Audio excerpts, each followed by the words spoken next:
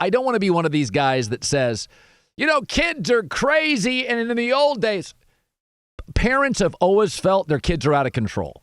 Always. And kids were smoking pot in the 50s, 60s, 70s. They were smoking cigarettes and chugging beer. And kids have always done dumb things and blah, blah, blah, blah, blah. I think kids now are smarter than ever. My kids are so much smarter than I was. I think my kids are more emotionally mature. I think they're intellectually smarter.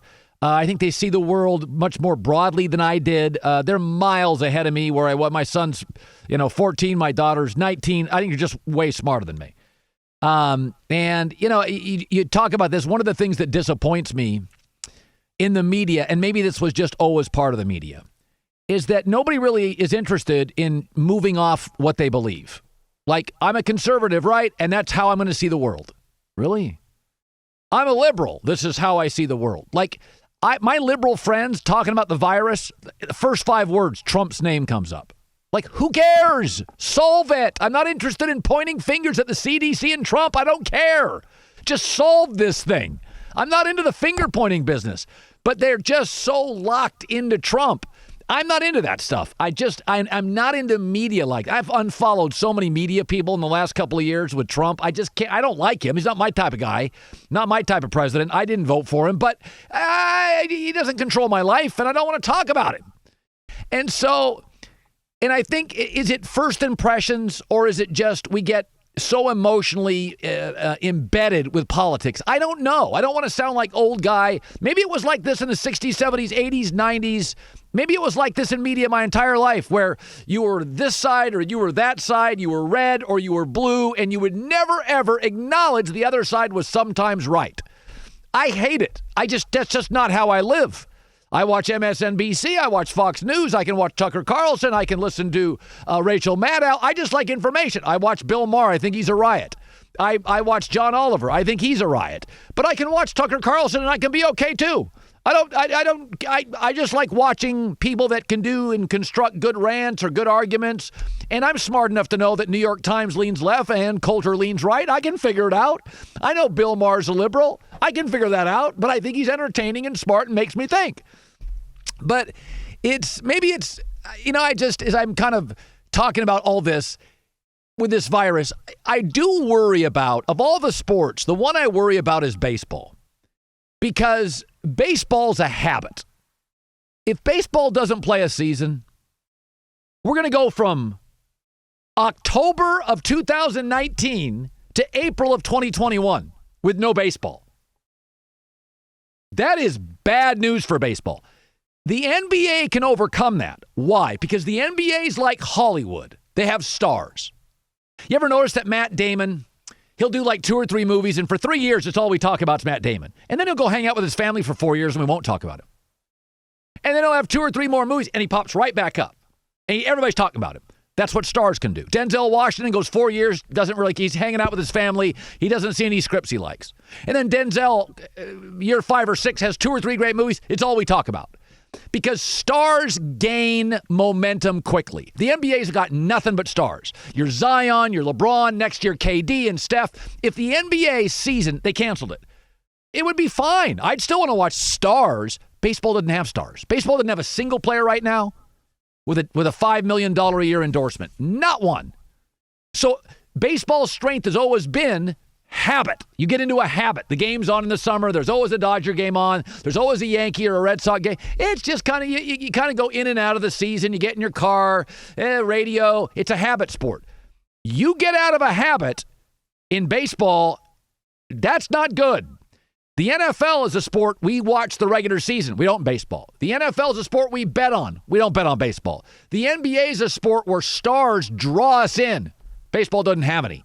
So when I look at baseballs, I worry about it. And I guess my whole point on this thing is we live in a time now where the right-wing media will never acknowledge sometimes the left is right. The left will never acknowledge sometimes conservatives are right.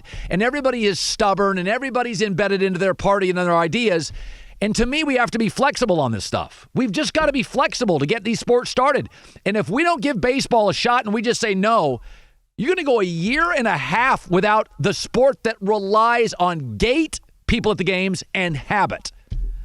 Baseball was always the sport that you go to the newspaper. When I was a kid, you had like the sporting news, and you go to the back and you read the box scores. You get up every morning, you read the box score. Oh, how did my favorite? I used to love Tony Gwynn. I love George Brett.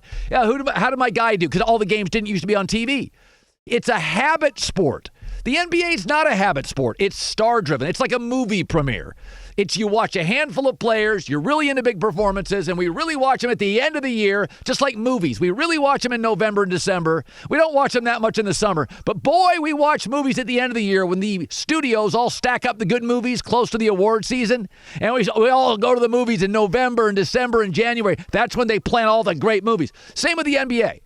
We have certain stars we like, but we really start watching it conference finals and the NBA finals. But the NBA's had lots of years where it was up or down depending on how popular the stars are. I'll give you an example. Paramount. I never watched Paramount products, and then they put out that show with Kevin Costner called Yellowstone.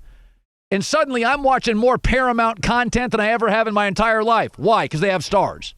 I hadn't seen a Kevin Costner thing in years. I hadn't watched Paramount in years. But if you have the right content and the right star, boom, you're back, baby. Just like that, I'm into Paramount. Just like that, I'm into them. That's what the NBA is. NBA could not have a season, and they'll be fine. NFL, we bet it, we watch it, there's urgency, it could be fine. I mean, people would lose jobs and there'd be money lost. Boy, baseball needs the gate. They don't have stars to bring you back. They rely on habit, and they also, whereas the NBA Twitter feed has 30 million, NFL's got 28 million. I mean, baseball's Twitter's got like 8 million. Like, it's not going to get any social media momentum. Like, if the NBA missed this year, people by October would be so hungry for it. At Twitter, social media would be giving y'all, and the stars would be on this station. Baseball doesn't have those. They don't have the social media influence. They don't have the stars. I worry about baseball. So it would be just nice if the people that cover politics in this country weren't so embedded in their side and were less concerned about being right and more concerned about getting it right. Let's get sports back. Let's get the economy back. Let's have adult conversations. Let's stop pointing fingers. Let's solve, not blame. But again, do I sound like an old guy because this is the way it used to always be? I don't know. Maybe back in the 70s and 80s, the media was this and the president was that, and nobody. But it seems to me my parents, when I grew up, were much more willing. They were much more flexible. Like my mom and I would have discussions. Well, what do you think of that?